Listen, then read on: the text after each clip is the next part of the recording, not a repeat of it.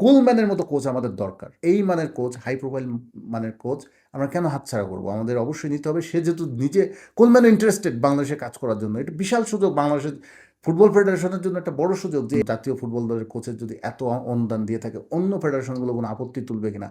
নানা রকম প্রশ্ন মাথায় নিয়ে বাফুফে এবং যুব ক্রীড়া মন্ত্রণালয়কে এখন সমাধান করতে হচ্ছে ক্রিস কোলম্যানকে নিয়ে।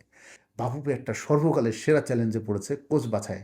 বাংলাদেশ দলের কোচ হচ্ছেন কে? আলোচনাটা প্রায় আমরা শেষ দিকে চলে এসেছে। এই কারণে বাফুফেও প্রায় শেষ দিকে চলে এসেছে কোচকে চূড়ান্ত করতে। সবাই মোটামুটি একটি নাম যেটা বেশি জোরালোভাবে উচ্চারিত হচ্ছে ক্রিস কোলম্যান। ক্রিস কোলম্যানের সঙ্গে বাফুফের কথাবার্তা আলোচনা অনেকটাই হয়ে গেছে, কিন্তু চূড়ান্ত করার আগে সবচেয়ে বড় যে বাধাটা সেটা নিশ্চয়ই আপনারা জানেন, টাকা। বড় বাধা এইটাই, আর্থিক বাধা। ক্রিস কোলম্যান যে পারিশ্রমিক তার চাওয়া, তার অ্যাসিস্ট্যান্ট কোচ যিনি আসবেন তার সঙ্গে তার যে পারিশ্রমিক সব মিলিয়ে প্রায় $35,000, মানে ট্যাক্স সহ প্রায় $35,000 কাছাকাছি। $35,000 মানে বাংলাদেশি টাকায় প্রায় 45 লাখ টাকা হওয়ার কথা। 45 লাখ টাকা বাফুফের দেওয়ার সক্ষমতা কি আছে? কিন্তু বাফুফে আবার হাল ছাড়ছে না। কোলম্যানের মতো একটা কোচ যিনি গ্যারেথ বেলদের ওয়েলস টিমের কোচ হিসেবে কাজ করেছেন, তার প্রোফাইল যে কত হাই সেটা নিশ্চয় নতুন করে বলার নেই। ম্যানচেস্টার সিটির হয়ে খেলেছেন একসময়, কোচ হিসেবে রিয়াল সোসিয়েদাদ, সান্ডারল্যান্ড, ফুলহ্যামের মতো ক্লাবে কাজ করেছেন। এরকম হাই প্রোফাইল কোচ কে না পেতে চায়, যার প্রোফাইল খুবই স্ট্রং, সাকসেস স্টোরি অনেক বেশি, কিন্তু তার বাধা হচ্ছে ওই একটাই, আর্থিক বাধা। 45 লাখ টাকা যদি বাফুফের লাগে মিনিমাম কোলম্যানকে পেতে, তাদের সক্ষমতা কত? হাবির কাবেরার তারা যে টাকাটা দিত তার চেয়ে যদি একটু বাড়িয়ে ধরা হয়, বাফুফের হায়েস্ট 20 লাখ টাকা দেওয়ার মতো সক্ষমতা আছে। কারণ বাংলাদেশ ফুটবল ফেডারেশনের আর্থিক সক্ষমতা আমরা সবাই কম বেশি জানি। কিন্তু 20 লাখ টাকার পরে যে আরও 25 লাখ টাকা যদি লাগে, সেই টাকাটা দেবে কারা বা দেবে কে? এই বিষয়টা নিয়ে এখন বাংলাদেশ ফুটবল ফেডারেশন তাকিয়েছে যুব ও ক্রীড়া মন্ত্রণালয়ের দিকে, বিশেষ করে যুব ক্রীড়া প্রতিমন্ত্রীর দিকে। ক্রীড়া প্রতিমন্ত্রী আমিনুল হকের সঙ্গে বাংলাদেশ ফুটবল ফেডারেশনের প্রেসিডেন্ট তাবিদ এর মধ্যে তার একটা মিটিং করেছিলেন কিছুদিন, কয়েকদিন আগেই। সেই মিটিংটা হয়তো ওখানে কোনো মানে রেজাল্ট আসেনি, কিন্তু ইতিবাচক আলোচনা হয়েছিল এবং ক্রীড়া প্রতিমন্ত্রী নিজেও সহায়তার আশ্বাস বা তিনি ইতিবাচক মন্তব্যই করেছিলেন বাফুফের এই কোচ খোঁজার বিষয়টা, নিয়োগের বিষয়টা তিনি। তো ফাইনালি একটা ডিসিশন কোলম্যানের ব্যাপারে, একটা সিদ্ধান্ত নেয়ার ব্যাপারে বাফুফের নীতি নির্ধারকেরা আবার ক্রীড়া প্রতিমন্ত্রীর সঙ্গে বসবেন। এখন ধরুন সরকার বাকি টাকাটা যদি যোগান দেওয়ার আশ্বাস দেয়, যদি 20 লাখ বাফুফে দিতে চায়, বাকি 25 লাখ সরকার থেকে পাওয়া, অর্থাৎ ক্রীড়া মন্ত্রণালয় থেকে একটা অনুদান নেওয়ার যদি চেষ্টা বাফুফে করে বা সেটা যদি গ্রান্ট হয়, সেক্ষেত্রেও কিন্তু বাধা আছে কিছু। বাধা বলতে কিছু বিষয় আসছে এই অর্থে, কোলম্যানের সঙ্গে 2 বছরের চুক্তি যদি বাফুফে করে, সেই ক্ষেত্রে বছরে দেখা গেল তার পেছনে খরচ প্রায় 5.5 কোটি টাকা।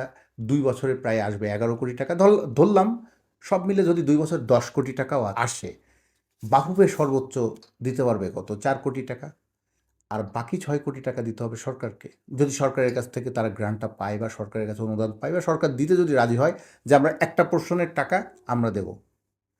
6 কোটি টাকা যদি সরকার দিতে রাজি হয়, বাকি 4 কোটি টাকা যদি বাফুফে জোগাড় করতে পারে, 10 কোটি টাকা দিয়ে 2 বছরের চুক্তিতে যদি কোলম্যানকে নেয়, তো সেই ক্ষেত্রে এত টাকার সংকুলান আসলে একটা প্রশ্ন বা একটা ভাবনার বিষয়। এখন যুব ক্রীড়া মন্ত্রণালয় যখন বাংলাদেশ ফুটবল ফেডারেশনের একজন হাই প্রোফাইল কোচকে যদি এত টাকা বেতন দিয়ে রাখতে চায়, বা যুব ক্রীড়া মন্ত্রণালয় যদি বাফুফের একজন হাই প্রোফাইল কোচকে এত টাকা দিতে চায়, সেক্ষেত্রে ক্রীড়া মন্ত্রণালয়ের অধীনে আরও অনেক ফেডারেশন আছে যারা অনেক পিছিয়ে থাকা, যাদের অনেক আর্থিক সংকট রয়েছে, যাদের ফ্যাসিলিটিস ভালো নয়, যাদের ভালো মানের কোচ নেই, যাদের ভালো মানের সুযোগ সুবিধা এবং আরও আনুষঙ্গিক অনেক বিষয় নেই, তারাও তো দাবি তুলতে পারে। তাহলে সরকার কেন আমাদেরকেও অনুদান দেবে না? যদি বাফুফেকে একটা কোচের জন্য সরকার এত টাকা দিতে রাজি হয়, তাহলে কেন আমরা পাবো না? এই প্রশ্নটা কিন্তু এসে যাচ্ছে। আবার জাতীয় দলের অ্যাক্টিভিটিসটাও দেখতে হচ্ছে সরকারকে বা ক্রীড়া প্রতিমন্ত্রীকে, সেটাও তাকে দেখতে হচ্ছে যে বাংলাদেশের জাতীয় দলের অ্যাক্টিভিটিসটা কেমন বছরে। মানে কোলম্যানকে যে আনবেন, কোলম্যানের অধীনে বাংলাদেশ কতগুলো ম্যাচ খেলবে?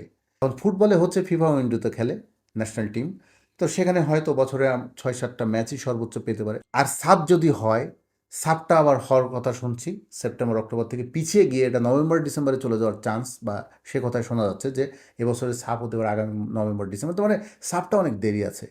তো বড় টুর্নামেন্ট একটা হাই প্রোফাইল কোচের আন্ডারে বাংলাদেশ খেলবে, বড় টুর্নামেন্ট নিশ্চয়ই খেলতে যাবে একাধিক, বড় টুর্নামেন্টের সুযোগগুলো নিতে চাইবে, কিন্তু সেই বড় টুর্নামেন্টই বা বাংলাদেশের সামনে কয়টা আসছে কোলম্যানের অধীনে, এই হিসাবটাও করতে হচ্ছে তাদেরকে, সেই ক্যালকুলেশনটাও তাদেরকে করতে হচ্ছে। একই সময় বাংলাদেশের ফুটবলের যে অবকাঠামোগত বিষয়গুলো আছে, এই দেখুন ঘরোয়া ফুটবলটা দেখুন, আমাদের ঘরোয়া ফুটবল কি নিম্নমানের মাঠে খেলা হয়, বৃষ্টির মধ্যে বল শ্যুট করলে, শট মারলে ২ হাত দূরেও যেতে চায় না। এরকম একটা পাড়ার ফুটবলের মতো একটা কর্দমাক্ত পরিবেশে বাংলাদেশের টপ লেভেলের ফুটবল হয়।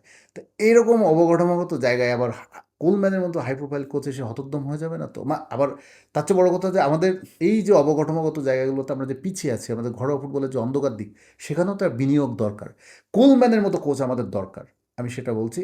এই মানের কোচ, হাই প্রোফাইল মানের কোচ আমরা কেন হাতছাড়া করবো? আমাদের অবশ্যই নিতে হবে। সে যেহেতু নিজে কোলম্যান ইন্টারেস্টেড বাংলাদেশে কাজ করার জন্য, এটা বিশাল সুযোগ বাংলাদেশের ফুটবল ফেডারেশনের জন্য, একটা বড় সুযোগ যে এত বড় হাই প্রোফাইল কোচ বাংলাদেশের কোচ হতে যাচ্ছেন।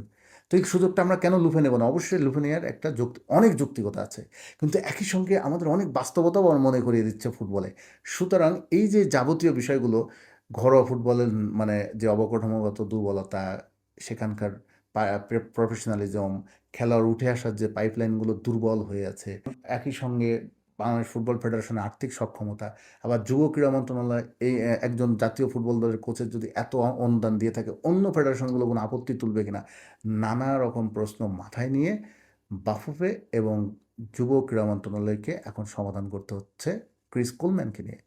বাফুফের প্রেসিডেন্ট উনি ফাইনালি কল নেওয়ার আগে আরেকবার ক্রীড়ামন্ত্রীর সঙ্গে বসবেন, এবং বাংলাদেশের ফুটবল ফ্যানরা খুবই আশাবাদী। ফুটবল ফ্যানদের মনের চাওয়াটা পূরণ হোক, সেটা আমারও চাওয়া।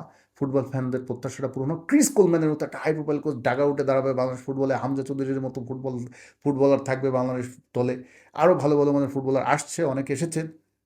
বাংলাদেশ ফুটবলকে নিয়ে একটা বড় স্বপ্ন, বড় আশা আমরা দেখতেই পারি। কিন্তু আমি বলছি, কোলম্যানকে আমাদের পেতে কী কী বাধা বা কী কী প্রতিবন্ধকতা আমাদের পেরোতে হচ্ছে। বাফুফে একটা সর্বকালের সেরা চ্যালেঞ্জে পড়েছে কোচ বাছায়। তো দেখা যাক আমরা ভালো সমাধান পাবো। আর যদি কোলম্যান বাই চান্স না হয় শেষ পর্যন্ত, তাহলে কে? আরও একজন হাই প্রোফাইল কোচ কিন্তু প্যারালালি আছেন, বার্নার্ড স্টর্ক। এই কোচটাও কিন্তু অনেক হাই প্রোফাইল কোচ। তিনি বুন্দেসলিগায় বরুসিয়া ডর্টমুন্ডের হয়ে খেলেছেন অনেক ম্যাচ। তিনি একই সঙ্গে হাঙ্গেরির জাতীয় দলের কোচ ছিলেন। ফলে আমরা যদি জার্মান কোচ বার্নার্ড স্টর্ককেও পাই, সেটাও কম পাওয়া হবে না। তিনিও অনেক হাই প্রোফাইল কোচ। তো বার্নার্ড স্টর্কেরও পারিশ্রমিক নেহাতি কম নয়। সব মিলিয়ে তারপরেও আমরা স্টিল ক্রিস কোলম্যানকে নিয়ে আশাবাদী। কোলম্যান আসুক, কোলম্যান বাংলাদেশ ফুটবল ফেডারেশন যুক্ত হোক, কিন্তু বাফুফেকে সমাধান করতে হচ্ছে অনেকগুলো প্রশ্নের উত্তর খুঁজতে হচ্ছে বাংলাদেশ ফুটবল ফেডারেশনকে।